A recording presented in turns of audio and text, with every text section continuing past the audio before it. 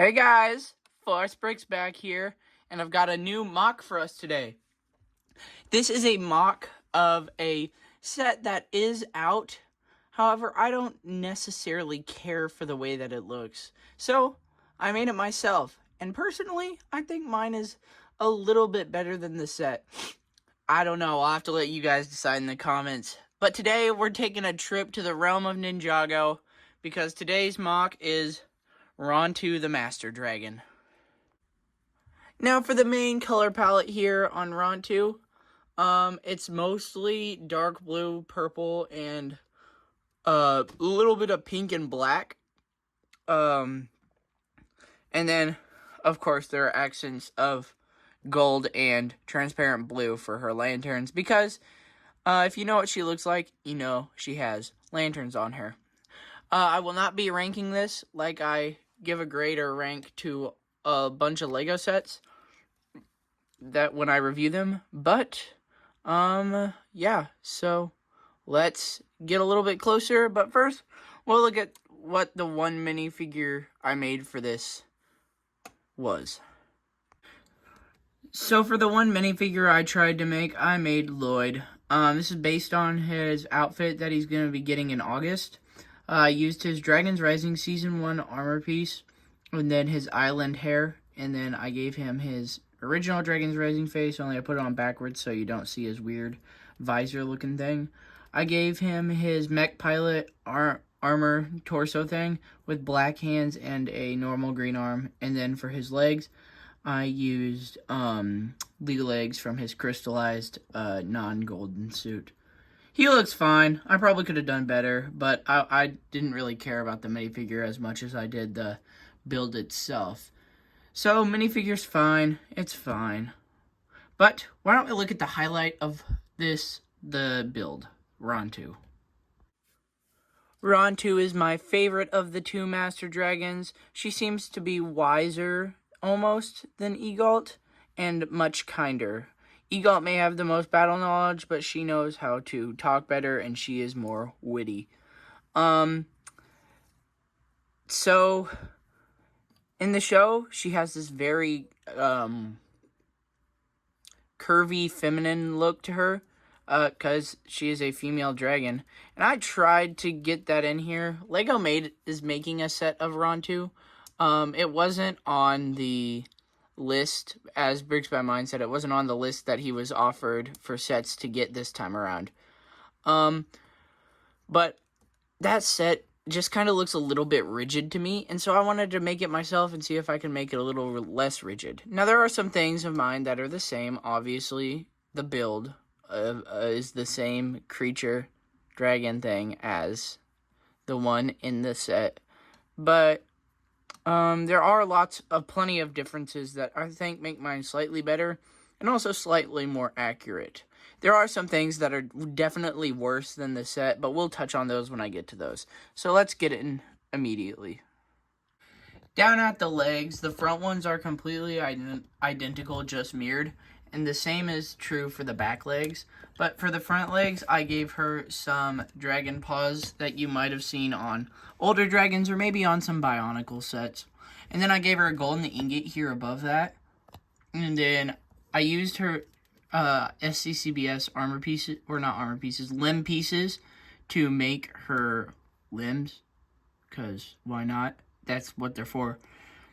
And I tried to keep the purple and dark blue aesthetic going all the way up them. On the back leg, I used the one bigger L bracket. You can see sort of what I mean here. That covers, it covers 12 studs total. And then I gave it a curved piece here from my Thunderfang MOC, which if you saw that post, I don't think I'm going to be making a review of him, but if you saw that post, good for you. I gave her more dark blue accents, and then I brick built the back feet based on the feet that are on the back of Firstborn. I just modified the toes a little bit to be shorter and only have 2 toes.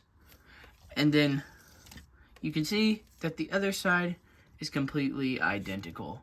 And I also gave her 2 little spikes coming off the back of her heels.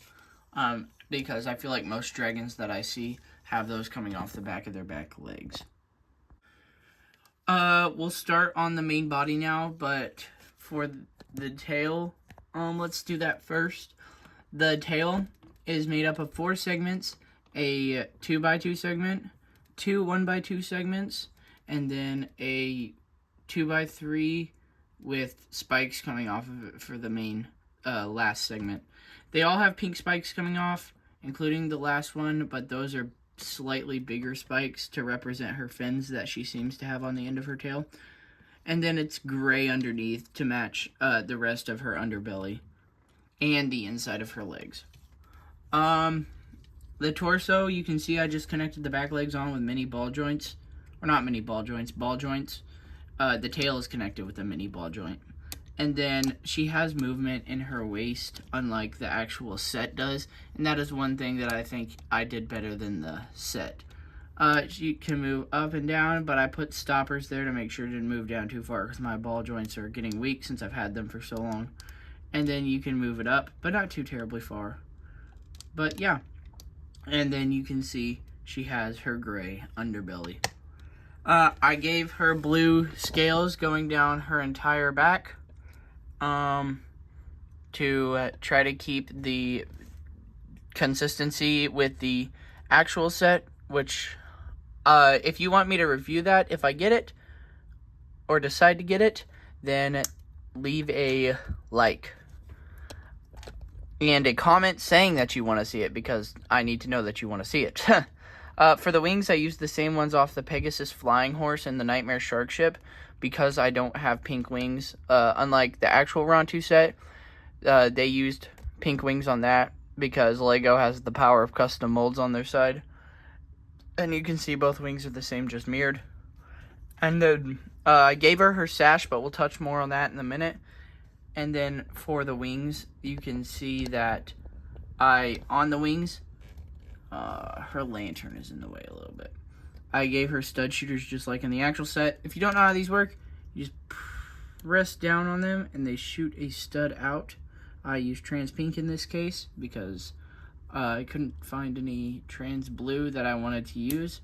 But you can see I later did find them and I put them on her sash. So now speaking of her sash, I used mini ball joints to do that, and I said I have the blue studs on there to represent the lanterns because I am too lazy to build a full lantern. And also, I didn't quite know how I'd connect it. It looks fine. It's not connected by any studs, but it is on there pretty tight, so it won't fall off if you're flying her around. Her body may bend if you're flying her around, though. That's why I had to put the stoppers here underneath of her middle torso piece. So, yeah. Now let's move up to the head and the neck. The head and the neck were some of the most painful parts to do, simply because Rontu has a very sleek, and almost more, it's not as rigid as some of the other dragons, which I feel like I failed to convey here. But I put a horn on here, because that is the way the nose on the new head mold of LEGO's version used. I know, shocker, LEGO made new head mold. LEGO, I'm not trying to bash you. Please still let me into the LEGO Ambassador Network. By the way, that reminds me, if you want me to get into the LEGO Ambassador Network so that I can review every set that they send out to people like Bricks by Mind and Duck Bricks, you should subscribe, because that'll help me get recognized by them.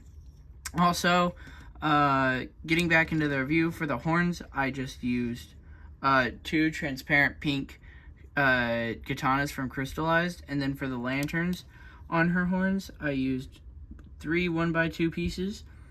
One is a clip, the other is a transparent blue plate, and the other one is a grill tile. And you can see I did the same on the other side. I gave her 2 little pink tufts of fur or ears. They can be whatever you want. And then on the neck, I tried to make it pretty purple. I did not do very well. And then I tried to give her some, let's see if I can get that better. And then I tried to give her some fur on the back of her neck. But yeah, I think that's about all I have to say for this Rontu MOC. Let's talk about it in summarize it. Yes, let's do that. So, this Rontu MOC, it's fine. It's fine. It looks good. I don't think it looks as good as I could have been. I was on a lack of pieces since I have not taken anything apart for almost 6 months. Like, I have the dungeons builds, the Minecraft dungeons, and then I have the massive Thunder Fang, which use like half my pieces, and then I have just a lot more. And I feel like I could have been better if I'd taken some of those stuff apart, but it's fine. I do think this looks fine, though. Size-wise, it's good. The biggest problems are the wing color and the head, but I don't feel like that's too big of a deal. They could be fixed easily if I just used different parts. And I had more time to do this because I was building this in a 30-minute time frame. But that's really all I have to say for this. Remember, if you want me to get recognized by the LEGO Ambassador Network, please subscribe, and then remember to like the video if you want to see a review of the actual Rontu set if I decide to get it. And then comment down below what your favorite part of the build is, and maybe if you want to see an Egalt build. Alright, I'll see you guys in the next one. Bye.